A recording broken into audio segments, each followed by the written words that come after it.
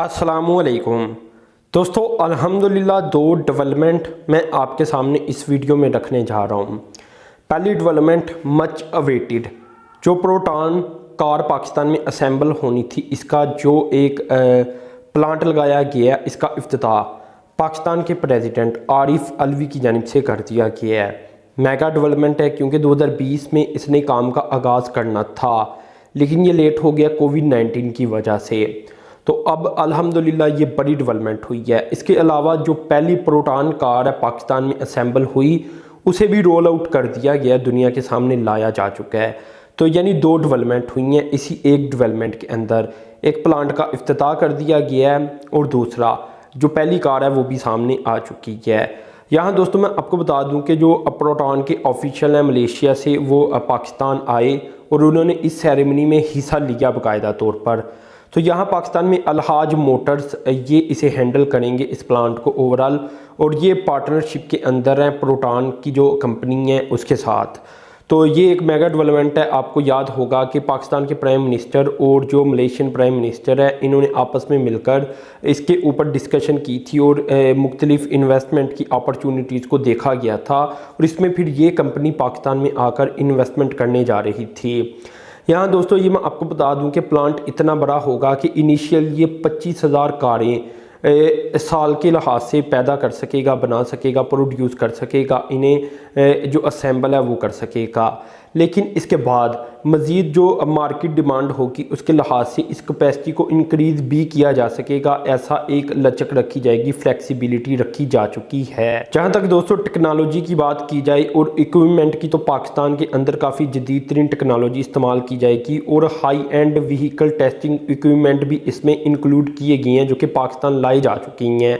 और साथ में जो रोबोटिक टेक्नोलॉजी होती है इसका भी इस्तेमाल किया जाएगा और मुकम्मल क्वालिटी के लिहाज से काम करने की कोशिश की जाएगी, ताकि जो एक इंटरनेशनल मेयार की क्वालिटी है वो पाकिस्तानी लोगों को भी दी जा सके। तो काफ़ी ज़्यादा टेक्नोलॉजी की जितनी भी जदीद तरीन आप कहने के सिस्टम होते हैं, इंस्टॉलेशन होती है, कंप्यूटराइज टेक्नोलॉजी होती है, इसी तरह रोबोटिक टेक्नोलॉजी होती है, वो सारी इस प्लांट के अंदर नस्ब की जा चुकी है। अब दोस्तों दूसरी डेवलपमेंट की बात करता हूँ, और ये एयरसेल की तरफ से आ रही है। इन्हें अपनी चार्टर्ड जो सर्विस ये फराहम करना चाहती हैं और 8 की तादाद में करना चाहते हैं डोमेस्टिक और इंटरनेशनल रूट के ऊपर। इसकी फेडरल गवर्नमेंट ने इजाज़त दे दी है और इन्हें अप्रूवल दे दिया है कि अब आप इंटरनेशनल लेवल के ऊपर भी अपनी फ़्लाइट को रन कर सकेंगे। तो ये एक मेगा डेवलपमेंट हुई है एयरसेल को लेकर। आपको याद होगा कि दिसंबर 2020 से इन्होंने अपने ऑपरेशन का आगाज़ किया था, तो तब से लेकर इन्हें तकरीबन 1 साल होने वाला हो चुका है और अब जाकर इन्हें इजाज़त दे दी गई है। ये बात आप याद रखें कि जो भी कोई नई एयरलाइन आती है तो उसके लिए ये ज़रूरी होता है कि वो पहले डोमेस्टिकली अपनी फ़्लाइट को रन करें। तो एयरसेल क्योंकि एक नई एयरलाइन थी, तो इन्होंने फिर डोमेस्टिकली अपनी जो एयरलाइंस है इसे रन किया डोमेस्टिक लेवल के ऊपर ही। तो यहाँ दोस्तों अब अपने ऑपरेशन को ये 2 हिस्सों में तकसीम करेंगे। एक तो पाकिस्तान के अंदर ही फ़्लाइट को चलाएंगे और दूसरा जो इंटरनेशनल रूट है इसके ऊपर चलाएंगे। तो अभी इनके पास क्योंकि 3 चार्टर जहाज़ नज़र आती हैं, तो उन्हीं को लेकर ये फ़्लाइट का मुकम्मल स्केजूल बनाएंगे। जहाँ तक दोस्तों इनकी फ़्लाइट को रन करने की बात है, तो जो डोमेस्टिक रूट होगा ये कराची से इस्लामाबाद, लाहौर और पेशावर, ये इनका रूट होगा। और जो इंटरनेशनल रूट ये अपनाएंगे अभी, ये पाकिस्तान से जद्दा, इसी तरह मशहद, नजफ़ और शारजा, तो ये रूट अपनाने का इरादा रखते हैं और इन रूट के ऊपर ये अपनी फ़्लाइट को रन करेंगे।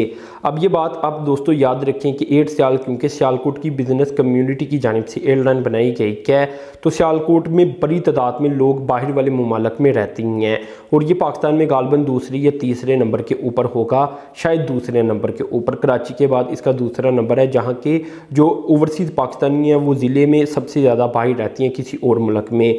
तो सियालकोट के जो लोग हैं वो काफ़ी सपोर्ट करती हैं अपने शहर की प्रोडक्ट को या अपनी बिज़नेस कम्युनिटी को।